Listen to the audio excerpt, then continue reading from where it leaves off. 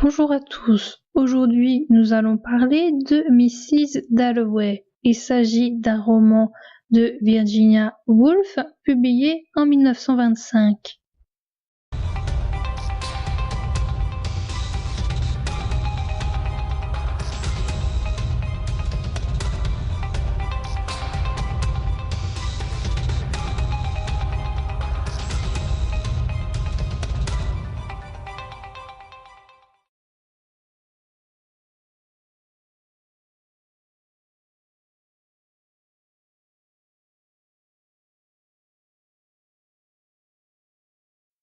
Le roman se déroule durant une journée de juin 1923 à Londres, dans le quartier de Westminster, d'où on entend le Big Ben sonner. Mrs. Clarissa Dalloway sort pour aller chercher des fleurs car elle pense que ses serviteurs ont trop à faire. En marchant, elle pense à Peter qui va entrer des Indes et elle ne sait plus trop quand. Elle pense à la guerre qui est finie et à la réception qu'elle va donner le soir même. Elle entre dans un parc, elle rencontre Hugh qui est un de ses amis. Il est venu à Londres afin de voir un médecin pour sa femme Evelyn. Clarissa se souvient qu'Hugh et son ami Peter n'étaient pas tellement amis quand elle était une jeune fille. Clarissa pense qu'elle a eu raison de ne pas avoir épousé Peter. Il lui avait dit qu'elle deviendrait la femme du Premier ministre et qu'elle serait une parfaite maîtresse de maison. Clarissa se mariera avec Richard, qui lui offrira une certaine liberté. Avec Peter, elle avait la crainte d'être trop l'un sur l'autre. Peter, de son côté, a épousé une femme qu'il a rencontrée sur un bateau en destination de l'Inde. Clarissa dit que son seul don est de pressentir ce que sont vraiment les gens. En passant devant un magasin, elle pense à sa fille Elizabeth qui est amoureuse de Miss Killman, une femme que déteste Clarissa. Clarissa arrive chez la fleuriste qui s'appelle Miss Pym. Dans le magasin, elle entend une détonation qui vient d'une automobile. Ce bruit attire beaucoup de gens dans la rue. Les gens pensent avoir vu dans la voiture une personne importante. Dans cette rue se trouve Septimus, un homme d'une trentaine d'années qui est accompagné par sa femme Lucrezia, qui est une femme de 24 ans. Lucrezia entraîne Septimus dans Regent's Park. Les personnes qui sont dans ce parc voient un avion qui écrit des lettres dans le ciel. Certains lisent Toffee. Et ces personnes pensent que c'est une réclame. Septimus pense avoir vu son ami Evans mort durant la guerre. Lucrezia pousse son mari à regarder dans le ciel car le médecin le lui a recommandé parce que Septimus semble être trop centré sur lui-même. Septimus regarde et pense que des gens lui font des signaux. Le couple a vu précédemment le docteur Holmes, qui a dit que son mari n'a rien. Septimus a peur de tout, il regarde quelquefois sa femme sans la voir. Septimus est un ancien soldat qui a brillé durant la Première Guerre mondiale. Sa femme souffre de la maladie de son mari. Elle sait qu'il a quelque chose, même si elle ne sait pas quoi exactement. Elle n'a personne avec qui parler de ses problèmes. Elle ne supporte pas de voir son mari dans cet état et elle le laisse un instant seul dans le parc. Clarissa, quant à elle, rentre chez elle. Elle apprend que Richard mange dehors car il est invité chez Lady Bruton et ce sans elle. On apprend que Clarissa a 52 ans, qu'elle fait chambre à part avec son mari et que plus jeune, elle était amoureuse de Sally Seton, qui était venue vivre un moment sous le toit des parents de Clarissa après une dispute de ses parents. Clarissa pense encore à Peter.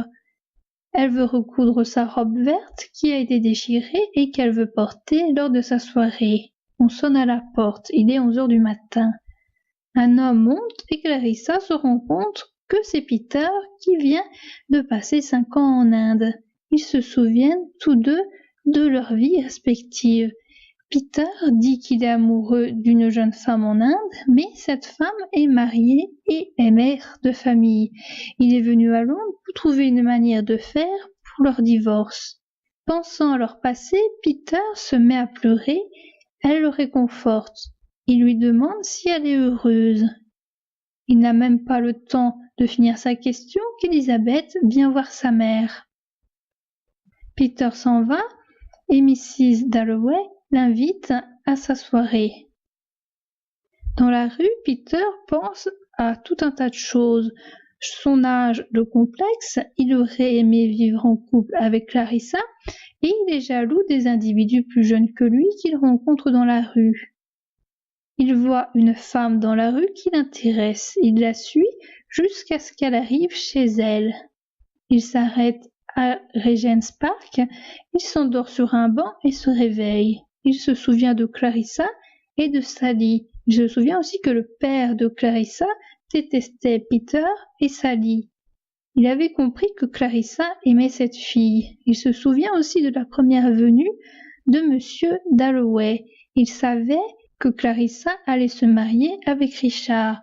Il se souvient aussi de la balade en bateau au clair de lune qui a suivi cette première rencontre et où il est venu que parce que Clarissa lui a dit de venir car il ne voulait pas participer à cette sortie à cause de ses pressentiments sur Richard. Il se souvient aussi de leur rendez-vous à la fontaine où il a demandé des explications à Clarissa qui ne lui en a pas donné. Lucrezia se demande quant à elle pourquoi elle souffre. Septimus parle tout seul, il parle en fait à Evans qui a été tué durant la guerre. Septimus a des paroles dures envers elle. Septimus entend des gens parler, il voit des choses, il pense que les gens lui en veulent et se moquent de lui. Il veut se tuer ou alors il dit qu'il veut qu'ils se tuent tous les deux et il pense pouvoir lire l'avenir. Lucrezia va chercher Septimus alors que son mari est en train de voir Evans. Lucrezia l'emmène à son rendez-vous avec le docteur Sir William Bradshaw. On entre dans les pensées de Peter. Il sait que Sally a épousé un homme riche et qu'elle habite une grande maison à Manchester. Il sait aussi que Hugh s'est marié à Evelyn et qu'il a un petit poste à la cour. On entre dans les pensées de Septimus. On apprend qu'il est parti en France pour faire la Première Guerre mondiale. Il est devenu ami avec un autre officier qui s'appelait Evans et qui se fera tuer en Italie. Déjà durant la guerre, Septimus n'a pas éprouvé de peine pour son ami. À son retour, il décide de se fiancer à Lucrezia, mais sans émotion. Il a ensuite un poste dans un bureau. Lucrezia veut des enfants avec lui, mais lui n'en veut pas car il ne veut pas les laisser dans un tel monde et car il n'aime plus faire l'amour. Les sentiments de Septimus sont émoussés déjà vis-à-vis d'Evans, vis-à-vis de sa femme et aussi vis-à-vis de Shakespeare, qu'auparavant il aimait lire.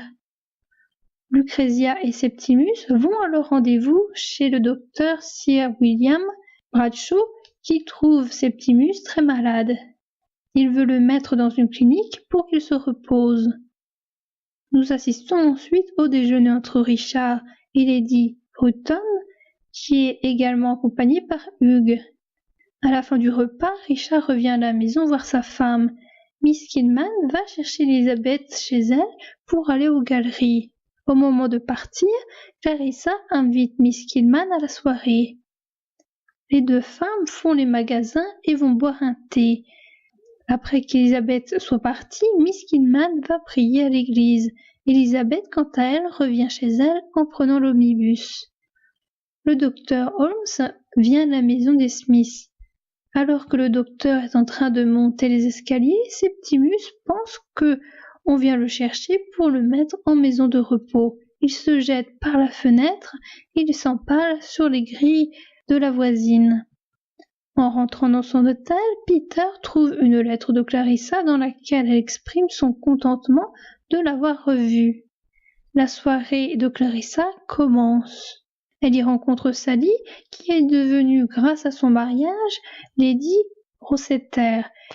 Cette femme vient à l'improviste et elle n'a pas vu Clarissa depuis des années. Sally a maintenant 5 fils et elle définit Clarissa comme son amie. Les invités affluent, même le Premier ministre vient. Lors de la soirée, Lady Bradshaw lui parle d'un jeune homme qui viendrait de se suicider. À cause des tranchées, ce jeune homme aurait ramené avec lui une psychose. Clarissa est mécontente que l'on parle d'un mort lors de sa soirée, mais en même temps elle admire le geste de Septimus. Clarissa finit par retourner vers ses invités. Clarissa peut être vue comme le personnage central.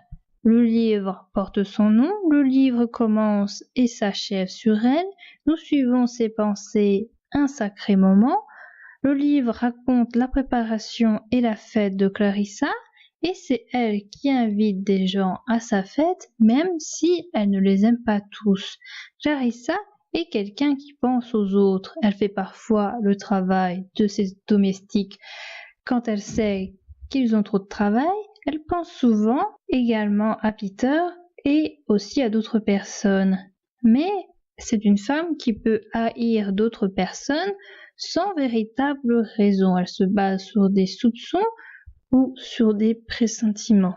Ainsi, elle n'aime pas Miss Kidman, car elle croit qu'elle veut lui enlever sa fille. Elle n'aime pas Lady Bruton, car cette femme a invité son mari et non elle. Elle n'aime pas non plus le docteur Bradshaw, chez qui elle a été durant une séance, mais qui d'instinct ne lui plaît pas.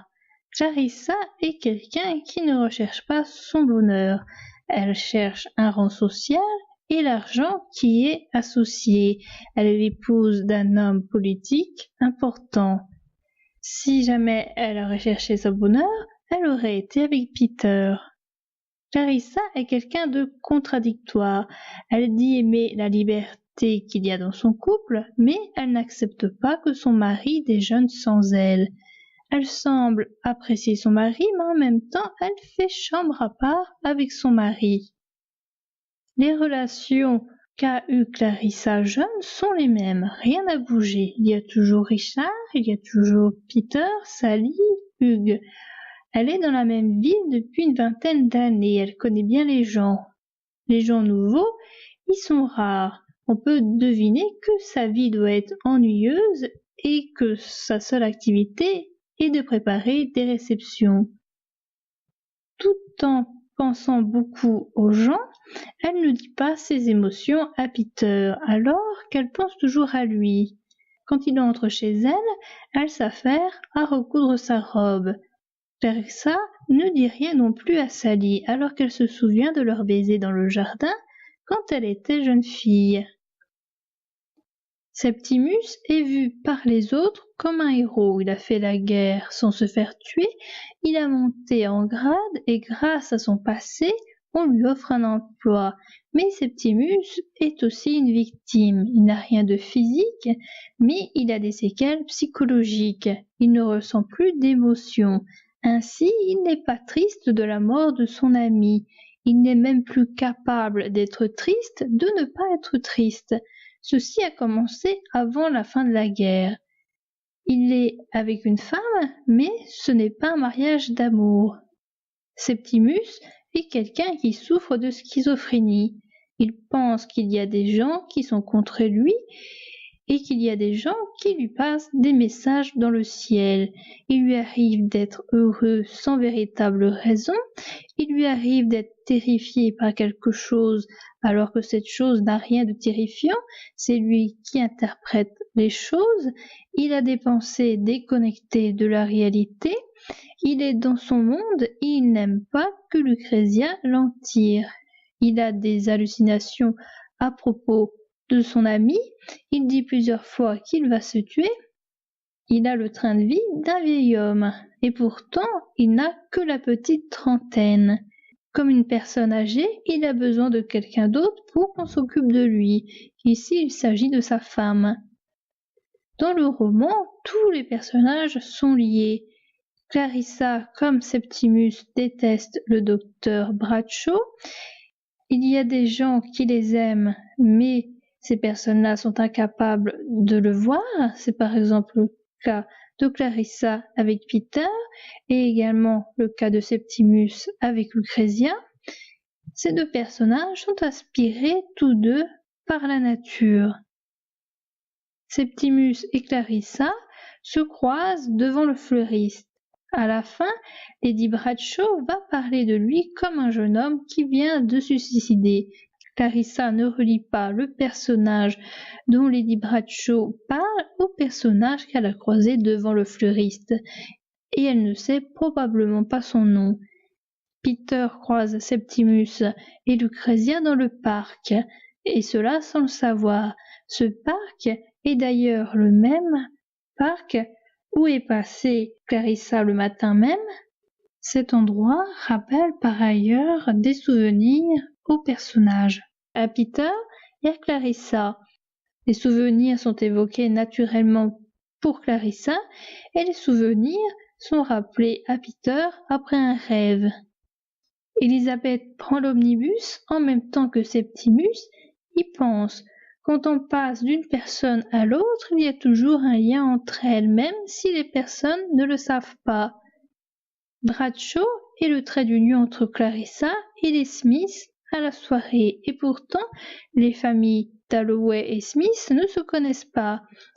Il y a aussi un lien entre Peter qui entend l'ambulance et l'ambulance qui amène le corps mort de Septimus. Ceci révèle le fait qu'on peut ne pas connaître des personnes qui sont pourtant proches géographiquement parlant, alors que ces personnes peuvent avoir des traits communs avec nous et peuvent avoir les mêmes idées que nous. Le mari de Clarissa et Lucrezia sont proches. Ils donnent tous deux du crédit à ce que donne le médecin, même si cela n'a pas de sens.